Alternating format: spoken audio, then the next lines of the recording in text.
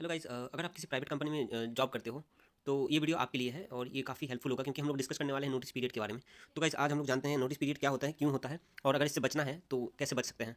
तो गाइस ये वीडियो थोड़ा ध्यान से देखिएगा। अगर आप एम्प्लॉय हैं तो ये वीडियो आपके लिए है गाइस। तो डिस्कस करते हैं गाइस। तो गाइस अगर आप किसी कंपनी में वर्क करते हो, काम करते हो और आपने जॉब से रिज़ाइन दे दिया है, तो आपको जो प्रोविज़न है नोटिस पीरियड का, तो वो कंपनी के हिसाब से आपको नोटिस पीरियड सर्व करना होगा। और ये नोटिस पीरियड वाली चीज़ जो है ये ऑलमोस्ट हर हर कंपनी में मतलब इसका प्रोविजन है। मतलब हर एक कंपनी में अपने अपने रूल्स होते हैं, तो आपको उसी उन्हीं के हिसाब से ये नोटिस पीरियड आपको सर्व करना होगा। तो आगे हम लोग जानने वाले हैं कि ये जो नोटिस पीरियड है ये क्या नेसेसरी है सर्व करना। अगर अगर आप चाहते नहीं हो कि नोटिस पीरियड सर्व ना मतलब ना करना, तो उसके लिए क्या कर सकते हैं, उसके लिए आगे हम लोग जानते हैं गाइस।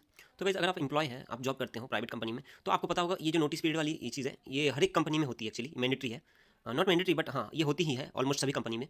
बट इनका जो ड्यूरेशन है वो अलग अलग होता है।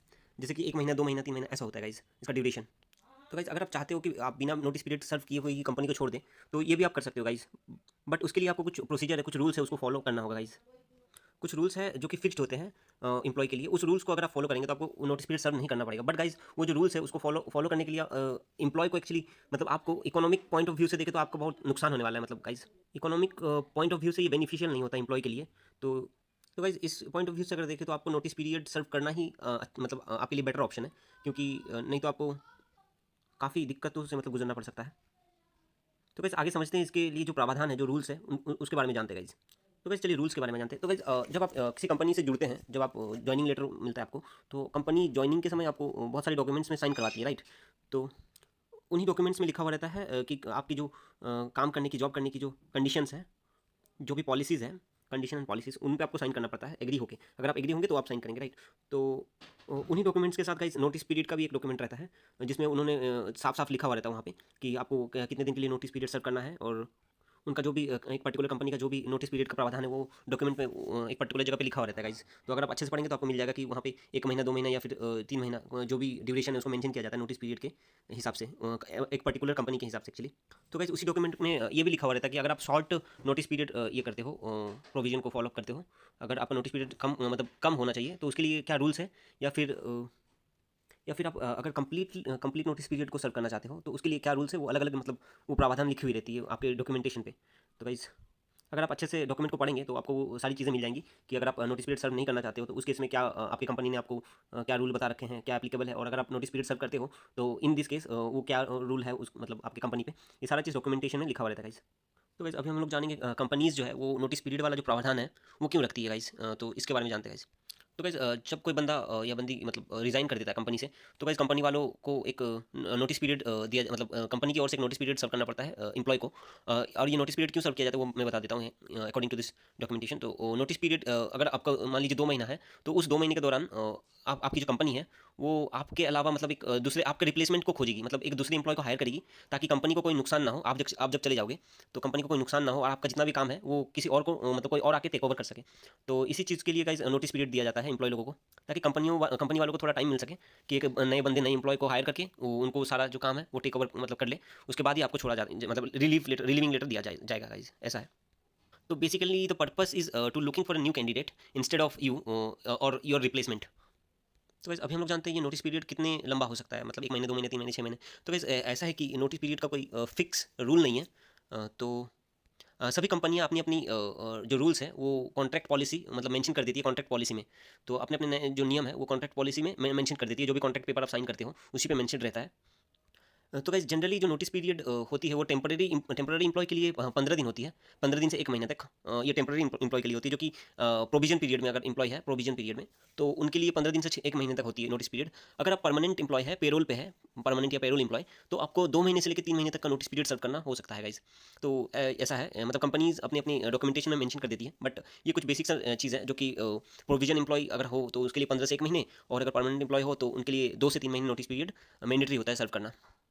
तो गाइस अगर आप कोई किसी तरह के कॉन्ट्रैक्ट को साइन किए हो ज्वाइनिंग करते टाइम अपने जॉब को, तो इस केस में थोड़ा अलग होगा। तो गाइस अगर आप किसी कॉन्ट्रैक्ट को साइन किए हो ज्वाइनिंग करते टाइम नोटिस पीरियड से रिलेटेड, तो आपको वही जो वो जो पॉलिसी है जो भी मेंशन किया हुआ था आपकी कंपनी ने उस पेपर पे, उसको आपको फॉलो करना ही होगा। मतलब आपको नोटिस पीरियड अगर 1 महीने या फिर 2 महीने लिखा हुआ है और आपने उस कॉन्ट्रैक्ट को साइन किया है, मान लीजिए आपने 3 महीने के नोटिस पीरियड वाले कॉन्ट्रैक्ट को साइन किया है कि तो आपको वो सर्व करना ही पड़ेगा। आप उससे पीछे नहीं हट सकते गाइस, क्योंकि वो आपने ज्वाइनिंग करते टाइम टाइम ही आपने साइन किया था, इसलिए आपको वो नोटिस पीरियड सर्व करना ही पड़ेगा। तो गाइस इस केस पे आपको बचने के लिए कोई उपाय नहीं है गाइज़। बट गाइज़ ये मैंडेटरी नहीं होता है, क्योंकि कंपनी वाले आपको फोर्स नहीं कर सकते कि आपको नोटिस पीरियड सर्व करना ही पड़ेगा। तो आप ऐसा है कि आप कर भी नहीं, मतलब आपको अगर नहीं करना है तो आप नहीं कर सकते, मतलब आप उसके लिए भी एक मतलब कंडीशन है, कुछ कंडीशन होती है, जो उपाय रहता है वो डॉक्यूमेंटेशन में ही मेंशन रहता है। तो अगर आप पढ़ेंगे जाके डॉक्यूमेंटेशन अपना, तो उस पर ही मेंशन रहता है कि अगर आप नहीं चाहते हो ये करना, मतलब नोटिस पीरियड सर्व ना करना, तो उसके लिए भी जो भी कंडीशन है उस डॉक्यूमेंटेशन में उसको फॉलो कीजिए। तो उसको अगर उस प्रोसीजर को फॉलो करेंगे तो आपको नोटिस पीरियड सर्व नहीं करना पड़ेगा। बट वो कंडीशन देख लीजिएगा इस डॉक्यूमेंटेशन में, जो कि जॉब कॉन्ट्रैक्ट डॉक्यूमेंटेशन होता है उसी पे। तो गाइस अभी देख लेते हैं हम लोग कि नोटिस पीरियड से बचने का हमारे पास क्या क्या ऑप्शन है। तो गाइस अगर आपका हॉलीडेज़ जो भी हॉलीडेज़ है, अर्नड एंड सिक लीव्स अगर आपके बचे हुए हैं तो आप उसको एडजस्ट कर सकते हैं अपने नोटिस पीरियड के साथ। ठीक है गाइस। तो गाइस अगर आपने साल भर में कम छुट्टियाँ ली है और अपनी छुट्टियों को बचा के रखे हो, हॉलीडेज़ को बचा के रखे हो, सिक लीव को बचा के रखे हो, तो कैजुअल लीव्स को बचा के रखे हो, तो उसको आप यूज़ कर सकते हो अपने नोटिस पीरियड को एडजस्ट करते टाइम करने के लिए गाइस। तो गाइस इसके अलावा आप और एक चीज़ कर सकते हो, आपका जो नोटिस पीरियड है आप उसको पेमेंट या फिर खरीद भी सकते हो।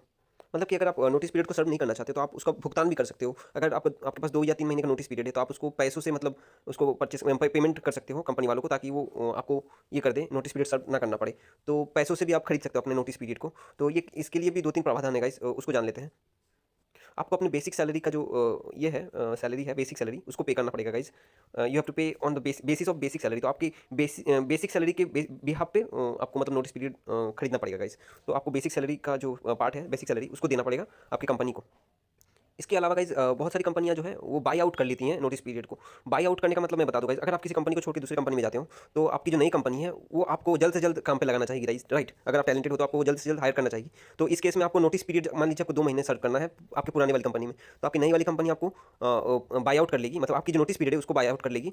और उसके रिगार्डिंग वो आपकी पुरानी वाली कंपनी को पैसे दे देंगी कि ये लो जो भी आपका बनता है उस नोटिस पीरियड को बाई आउट करने के लिए। तो आपकी जो नई कंपनी है आपको काम पे लगा लेगी, और आपका जो नोटिस पीरियड है पुरानी वाली कंपनी जिसको आप सर्व करने वाले थे उसके लिए आपकी नई वाली कंपनी आपकी पुरानी वाली कंपनी को कुछ पैसे दे देंगे कि ये लो नोटिस पीरियड को भूल जाओ, ऐसा कुछ।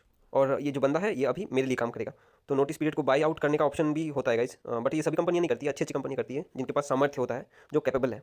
और ये कब होता है, जब किसी कंपनी को टैलेंटेड बंदा मिल जाए और वो कंपनी उसको छोड़ना, मतलब छोड़ना ना चाहे। तो गाइज ऐसा एम्प्लॉय होते हैं जो बहुत टैलेंटेड होते हैं, और कोई कंपनी अगर मतलब उनको हायर कर लेती है तो वो छोड़ने को लिए मतलब राजी नहीं होती, तभी वो पे आउट या फिर बाई आउट कर देती है उनके नोटिस पीरियड को, ताकि वो जो एम्प्लॉय टैलेंटेड एम्प्लॉय वो काम कर सके अपनी कंपनी में। तो गाइज इस केस में आपका जो कंपनी है, नई कंपनी, वो आपको फुल एंड फाइनल पेमेंट आपको सेटल कर देती है। आपकी नोटिस पीरियड उसी में काट छीट के, मतलब एडजस्ट करके आपकी सैलरी से वो मतलब ये कर देती है, फुल एंड फाइनल पेमेंट करती है। बट उतना काट छीट नहीं करती है, वो आपके बिहाफ पे आपकी पुरानी वाली कंपनी को नोटिस पीरियड जो है उसको बाई आउट कर लेती है। बट जो भी आपके साथ करना है वो फुल एंड फाइनल पेमेंट होता है आपके साथ, वो किया जाता है गाइज एम्प्लॉय के साथ। इसके अलावा भी गाइज अगर आपको कोई कन्फ्यूजन है नोटिस पीरियड के बारे में, आप डॉक्यूमेंटेशन खंगालिए, डॉक्यूमेंटेशन देखिए, जो भी आप जॉइनिंग लेटर आपने साइन किया था, जो भी कॉन्ट्रैक्ट आपने साइन किया था उसको देखिए, उस पर नोटिस पीरियड के बारे में साफ साफ लिखा हुआ रहता है। और दूसरी जो चीज़ है, अगर आपको कोई भी कन्फ्यूजन है तो आप एचआर से बात कीजिए, एचआर से वो कन्फ्यूजन दूर करा सकते हो डिस्कस करके। और अपना डॉक्यूमेंटेशन भी देख लीजिए गाइज। बस इस वीडियो में इतना ही तक। आई होप ये आपको बहुत ही हेल्प करेगा ये वीडियो नोटिस पीरियड के बारे में जानने के लिए, क्योंकि अगर आप एम्प्लॉय है तो ये वीडियो तो मतलब खासा इंपॉर्टेंट है आपको सुनना या देखना। ठीक है गाइज, तो आते हैं एक नए वीडियो में, वीडियो लेके एक नई वीडियो में मुलाकात होगी गाइस। ये वीडियोस होती हैं एम्प्लॉयज़ के लिए, डेवलपर्स के लिए, शेयर मार्केट में इन्वेस्टरों के लिए। तो गाइस मैं ट्राई करता हूँ अपना 100% देना। थैंक यू गाइस, देखते रहिए and please subscribe my channel. Thank you guys, thank you.